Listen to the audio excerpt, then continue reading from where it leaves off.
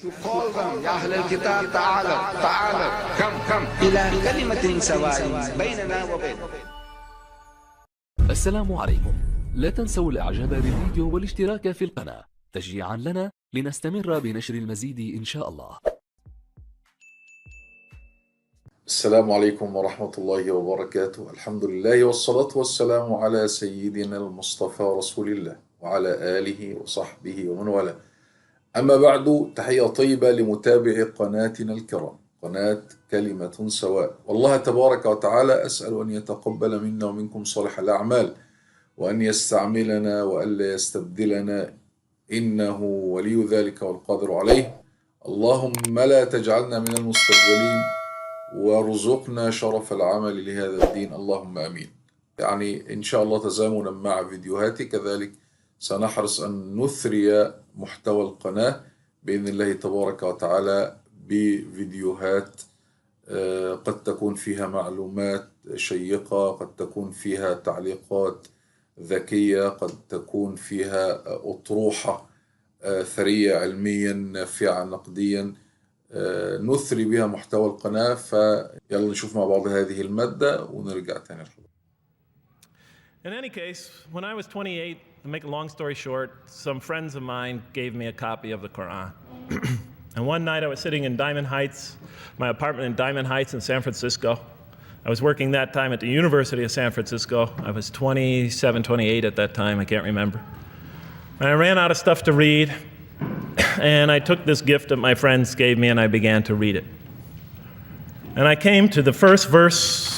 Well, I opened the Quran, read the first page, then the second, and then very quickly, in the second surah, about 37 verses into the Quran, I came upon the story of mankind.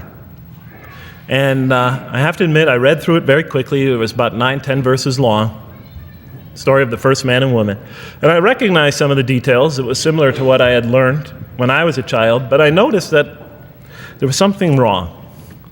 It was apparent to me that whoever authored this Quran, of course I wasn't a Muslim at the time, so I didn't have any idea who that was, whoever authored this Quran clearly did not understand the real meaning of the story, because they had obviously gotten the details confused. They didn't even understand the whole purpose of the story. And so I just read through it once, and then I read through it again, just to try to see what kind of point the author was making, and then I read through it a third time and a fourth, and then I realized this is something strange going on here.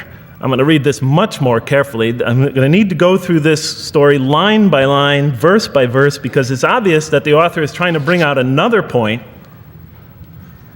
And I wasn't quite sure what it was, but definitely he packs a lot of meaning into almost every word. And I thought the writer at least seems to have a great measure of brilliance. And so I'll try to sort of take you through what my experience was as quickly as I can. So I came to the 30th verse of the second surah, Surah Al-Baqarah, and it began like this. It said, "Behold, your Lord said to the angels, I am going to place a vicegerent on earth." The Arabic word is khalifa. It means a representative or an emissary of mine. "I am going to place a vicegerent on earth." And they said, the angels said, "Will you place therein one who will spread corruption and shed blood, while we celebrate your praises and glorify your holiness?" And God said, he said, "Truly I know what you do not know."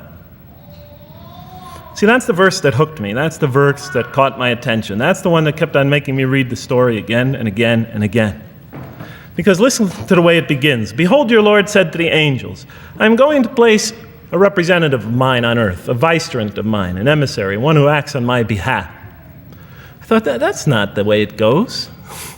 You're not supposed to be placing man on the earth in some positive role, some elective office.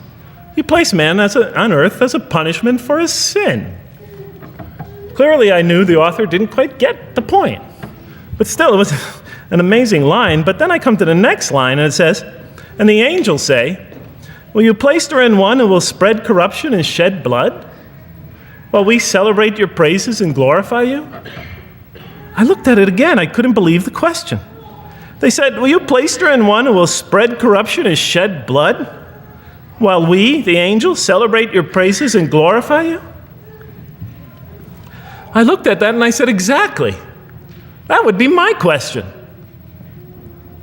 Why would you create this being, supposedly for some positive role, when he's capable of doing tremendous wrongdoing? When he could spread corruption and shed much blood? Why would you create this violent and pernicious creature when you could create angels? As the angels clearly say, we, the angels, celebrate your praises and glorify you. They're asking one of the most fundamental questions in the entire history of religion. Why create you, man, this utterly fallible creature, this creature who could rebel against God's will, who could do such tremendous wrongdoing, who could wreak havoc like no other creature on earth, when you can make them angels? And look where the question is being asked. It's being asked in heaven. It's almost like saying, look, why don't you just make them angels and be up here in heaven with us, Why don't you just make them angels, pop them into heaven, he's fine. Why would you put him on earth where he could feel distant from you, where he can work out his worst criminal tendencies, act them out, feeling somehow independent and apart from you and free to do whatever he wants, when you could just make them angels and put them into heaven and make them perfectly submissive to your will? I looked at that question and said, that's my question. I'm not even a single verse into the story of mankind, and there before me I see my question. That whole question, everything that I ever thought, everything that I ever experienced, everything that I ever knew was in that question. It was as if the author took my life and wanted to pick out exactly the right question to humiliate me, to provoke me, to anger me. Why create man, this most destructive and violent creature, when you could make them angels? And then look at the answer. And he said, God said, truly I know what you do not know. In modern parlance, we would say, I know exactly what I'm doing. I read that and said, what? You know what you do not know? You know exactly what you're doing? Well, please inform me. Tell me what you're doing. Because, I'm 28 years old and I haven't figured out it yet.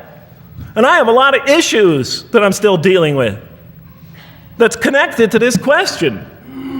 You can't just get off that easy. You can't just tell me you know exactly what you're doing. Not after what I've been through. Not after you made me this way. And then I realized, of course, I was arguing with a God I didn't even believe in. And that would happen several times as I read through the Quran. And sometimes I would just get into so agitated by what I read, I'd start arguing with this voice that I'm reading before me, that's calling to me. So we turn to the next verse. Well, it turns out that the Quran just doesn't dismiss the question. It starts to answer it a little bit. And in the next verse it says, and he taught Adam, God taught Adam, the names of all things. And then he placed them before the angels and said, tell me their names if you are right. So this verse is clearly referring to the previous one. But notice what it says. Now, I from my own background, I remember Adam naming things, but it wasn't connected to any answer to any philosophical question. But here, notice what it says. And he taught Adam the names of all things. And I realized already, just from the first verse, you got to read these verses very carefully because it's packed with a lot of symbolism and meaning. And he taught Adam the names of all things. So here we see Adam is not only just a creature who knows how to name things, who's acquiring the gift of language, but he's also a learning creature. God is teaching him. Now right here, right in this verse, and it'll come even clearer in the subsequent verses, that the very first thing that the Quran is going to emphasize here is man's intellect. He is a learning creature. He is taught. And what is he taught? What is one of the great intellectual gifts he's given in response to the angel's question? The gift of language. Because through language, mankind can not only learn, but he could learn things not only through his own experience, but he could learn things that other people have experienced of times and places that are hundreds, thousands of years and miles separated from him. And so that all our knowledge becomes cumulative. Every generation learning from the generation before it. I'm learning today from authors I read from other sides of the world that may have existed 2,000 years ago. And so we all contribute to our collective learning and knowledge. And so I'll see later in the Quran, when the Quran will emphasize this again and again and again. Like in one verse it says, read in the name of your Lord who created a man out of a tiny creature that clings. Read, it commands the reader. For your Lord is most bountiful. Why is he most bountiful? What great gift did he give you? For he taught man the use of the pen, and through it taught him what he otherwise could not know. And time again, the Quran will call upon man to use his intellectual faculties and swear by his intellectual faculties, and to use them correctly because they play a fundamental role in guiding him to truth. I never came upon a scripture that puts so much emphasis on the correct use of our intellectual faculties, on the harnessing of reason in helping us attain to faith. And he taught Adam the names of all things. And then he placed them before the angels and said, tell me their names if you are right. Okay, you have this objection you have this natural question about this creation of mankind. Here, this mankind is this human being, this human creature is a learning creature. He has many intellectual gifts. Here, I'm going to place these things before you. Tell me their names if you are right about man. And what did the angels say? In the next verse they say, glory to you. We have no knowledge except what you have taught us. In truth, it is you who are knowing, the wise. They say this task, this intellectual test that's put before them is beyond their grasp. Notice what they emphasize. We have no knowledge. This would take knowledge. This would take an intellect that they don't possess. In truth, it is you who are knowing, the wise. You got it. It's easy for you. You're the knowing, the wise. You have knowledge. You have wisdom. But this would take knowledge and wisdom that is beyond us. And so in the next verse we read, and he said, "O Adam, tell them their names." And when he had told them their names, notice how it's just like it's nothing for him. For mankind, he has this phenomenal ability. And when he had told them their names, as if it's just a triviality for man, he names them. "Oh, Adam, tell them their names." And when he had told them their names, God said, "Did I not tell you that I know what is unseen in the heavens and the earth? And I know what you reveal and conceal?" And he's clearly going back to the angel's question. Yes, you have these natural concerns about the creation of mankind. Yes, he could do these evil things. But look at this tremendous intellect he has. This is something you have overlooked that you haven't considered. And that's clearly the point of these verses. Even though I felt that the author didn't quite, it was as if I realized that he didn't misunderstand the story. He was taking one of the great stories in the history of humankind, one of the fundamental greatest stories in the history of mankind, and molding it and using it as a vehicle for an entirely original message. And God said, "Did I not tell you that I know what is unseen in the heavens and the earth? And I know what you reveal and what you conceal?" In other words, didn't I tell you I know exactly what I'm doing? And then in the next, and did I not tell you that I know what you reveal and conceal? I looked at that. What question what did they reveal and what did they conceal? What did their question reveal and conceal? I thought about it for a minute. Oh, it's obvious. What did their question reveal? You just go back and look at the question. It revealed the sinful and sinister propensities of man. I mean, it's obvious, right? Why are you all looking at me like that? You're starting to scare me. You're all looking very serious. Am I losing you? Wow. Okay. So, they revealed the sinister and evil propensities of man. But what did their question conceal? And all you have to do is think about it for a minute. Human beings, yes, they could do evil. Yes, they could do wrong. Yes, they could create misery. But they could also do exactly the opposite. They could choose to do evil. They could choose to do tremendous good. They could choose to do tremendous violence. They could choose to show tremendous compassion. They could choose to live by falsehood. They could choose to live by the greatest truths. They could be terribly ugly. They could be terribly beautiful. And up until that point in my life, I, like the angels, that only saw one side of the coin. And for the first time when I read that verse, believe it or not, it was an eye-opener for me. I had always been obsessed with the evil potentials of human beings. When I read that verse, I realized that, and I had a great example right in front of me with my own mom, I realized that I had been blinded by only one side of human nature. So we go on to the next verse. And behold, we said to the angels, bow down to Adam, and they bowed down. But not so Iblis. Iblis is like the father of Satan. Satan's, satanic beings, forces, creatures, existences. He refused and was arrogant. He was of those who reject faith. An interesting statement. And behold, we said to the angels, bow down to Adam. And they bowed down.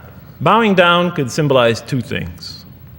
Bowing down could symbolize the superiority or potential superiority of one being over another, and so they bowed down to them. Bowing down could also mean that they serve that creature in some respect.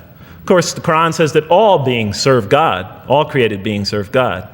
But this verse seems to be indicating, and the rest of the Quran will make it clear, that these angelic beings, these angelic entities, will serve the development of mankind. We'll even see later that the satanic beings serve the development of mankind. Both forces, angelic and satanic, will serve the development of mankind. Because one will present man with a choice to do the most altruistic things. The other will simultaneously try to influence man in the opposite direction.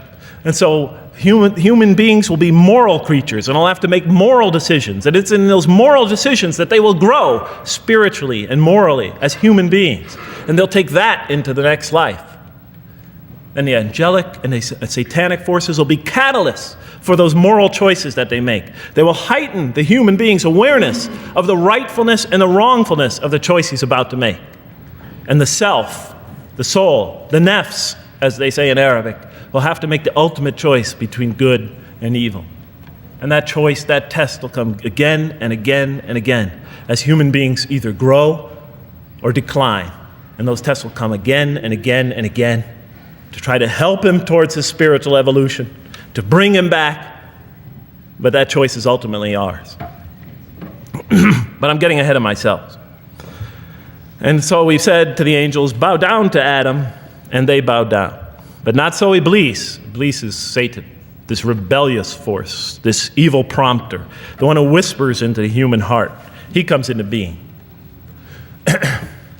And with the introduction of Satan, we have the introduction of evil, that evil influences on human beings. And notice why Iblis does not bow down. He refuses because he was arrogant. You know, we often hear what's the root of all evil? In the West, it's always money, greed, etc. Here the Quran says that, seems to be saying that the root of all evil is not always material wants. It's not always money, it's not always greed. At the heart of evil is arrogance, putting yourself above all others, of assigning to yourself special priority and neglecting the rights of others, of pride and arrogance and envy, the source of evil. He was of those who reject faith. I looked at that verse and I said, okay, I get why you would create angels to sort of influence man in a positive direction. But why in this story now are you introducing Satan? What sort of role was Satan play? And then, of course, you just think about it for a minute and you say, yes, the story is telling us that on one hand, we have these magnanimous urgings come from one direction. On the other hand, we have these satanic urgings coming from another direction. In other words, the Quran is telling us that man is not only a learning creature, but he's a moral creature. He has understanding of right and wrong. And God infuses those, allows those influences to come to him. Man is not only an intelligent being, but a moral being. And we said in the next verse, O Adam, dwell you and your spouse in the garden, and eat freely thereof what you wish, But come not near this tree, for then you will be among the wrongdoers. I looked at this verse and I was, starting to wonder if the author was drifting back to the old story again. I was confused. And we said, "O Adam, dwell you and your spouse in the garden, and eat freely thereof what you wish, but come not near this tree, for you will be among the wrongdoers." I thought it was drifting back to the old story. Man sins, man's punished for his sins with earthly life. Maybe the author is drifting, he had a good idea, and now he's drifting back to the sort of traditional story. Maybe he couldn't make his mind up what story he wanted. Except for a couple things about this verse, and this happened with almost every verse as I read through it, is that the whole tenor of the passage is sort of not what you would expect. I noticed that the Quran in this story has a tremendous penchant for understating things. Because it says, and said to Adam, "Dwell you and your spouse in the garden, and eat freely thereof what you wish," to Adam and his spouse, "but come not near this tree, for you will be among the wrongdoers." I mean, there's no sense of God being threatened by the possibility of man eating from the tree. In this story, we don't see in this verse, we don't see that God is nervous at the prospect, that he's threatened by the prospect, that he's anxious about it. The tree that he picks, it seems like he's just picking out any tree. Nothing special about the tree. Go not near this tree, for you will be among the wrongdoers. Satan will later come to him and tell him it's a tree of eternal life, of a kingdom that never decays. Turns out to be a complete falsehood in his part. Nothing special about the tree. It's just a tree. God's not nervous at the prospect at all. In the tradition that I came from, God is threatened by the prospect.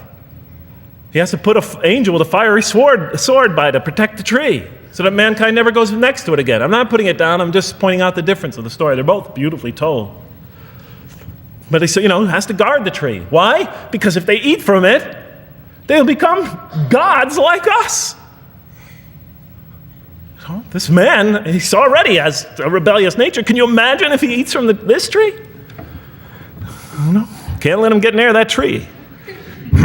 But here, just, calmly says, but if you do, you will be among the wrongdoers. God is not worried about himself. It's just warning man, making it clear that if you do this, you've committed a wrongful deed. Again, the whole tenor of all these verses that you read through it is God knows exactly what he's doing. Okay, next verse. But Satan caused them to slip and expelled them from the state in which they were. And we said, "Go you all down, some of you being the enemies of others, and on earth will be your dwelling place and provision for a time." What? I said? I was expecting now the rage, the anger, the violence, the jealousy. That's what I was expecting. Okay, they eat from the tree. Where's the rage, the violence? I'm going to punish you now. You're going to sweat on earth. And you're going to suffer, and you're going to stub your toe, and you're going to work, and you're going to labor. And you're going to die there for what you did. And where's the woman? All right? And the woman, right? She's the one who's going to suffer the most, right? She'll have to suffer labor pains and monthly cycles, right? And bleeding and crying out when her children come into the world. And she'll scream out. And worst of all, the greatest humiliation, the man will rule over her. When he's obviously her intellectual inferior, because she and the angels she and Satan seduced him, and he just bumbled along and committed a real, wrong deed. Well, I don't mean to make light of it, but the story is obviously different, though. No threat here. As a matter of fact, look at the way it says, "O Adam, dwell you and your spouse in the garden, and eat freely thereof what you wish. But come not near this tree, for you will be among the wrongdoers." Then they make the mistake. But Satan caused them to slip and expelled them from the state in which they were. And we said, "Go all you down, some of you being enemies of others, will be adversaries of others. Some of you will be adversaries of each other, and on earth will be your dwelling place and provision for a time."